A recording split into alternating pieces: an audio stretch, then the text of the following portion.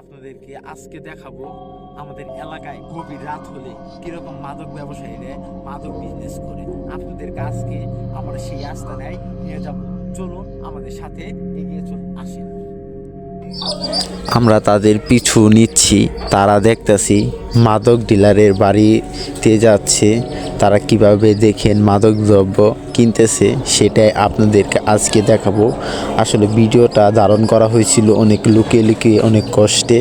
আমরা চলে যাব তাদের কাছে। তাদের দেখতেছি যে তাদের পরিস্থিতি কিন্তু এখন অন্যতম। এখন দেখতেছি তারা এখন মাদক দ্রব্য কিন্তু কিনতে আসতেছে। দেখতেছি মাদক ডিলারের বাড়িতে ঢুকে পড়েছে এবং দেখেন কিভাবে তারা মাদক দ্রব্য কিনবার গেতেছে।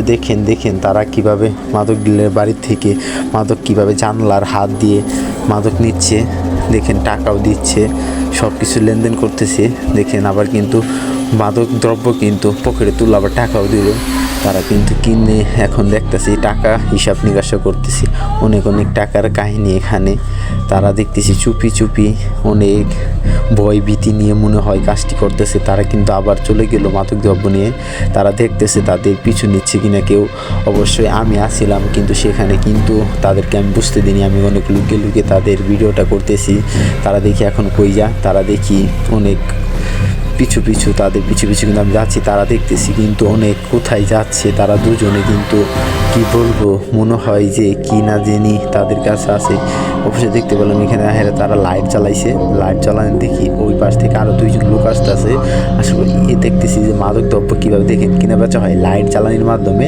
যারা মাদক দ্রব্য কিনে তারা ওইখানে আসে, আর মাদকের ডিলাররা এখানে আসে। এরা আসলে খুচরা ব্যবসায়ী কিন্তু দেখতে পাচ্ছেন। কিন্তু তারা কিন্তু মাদক দ্রব্য বেশি কিনে চলে গেল, আর এই দুইজন কিন্তু মাদক দ্রব্য কিনে দেখতে আছে।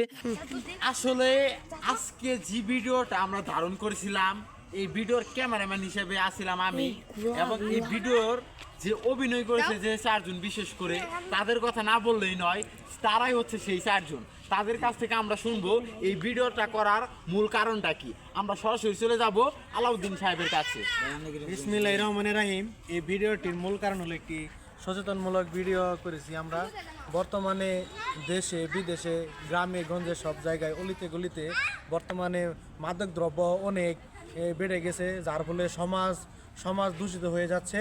সময় এরকম ভিডিও বানাতে পারি, আর আপনারা সবাই সচেতনমূলকভাবে যাতে এলাকাতে মানুষ যাতে এরকম কাজ না করতে পারে, আমরা সবাই সমাজ পক্ষ থেকে যুব সমাজ গড়ে তুলব। প্রত্যেকটি এলাকায় যুব সমাজ গড়ে তুলব, যার ফলে এই যুব সমাজ গড়ার ফলে আমরা মাদক দ্রব্য থেকে রেহাই পাবো।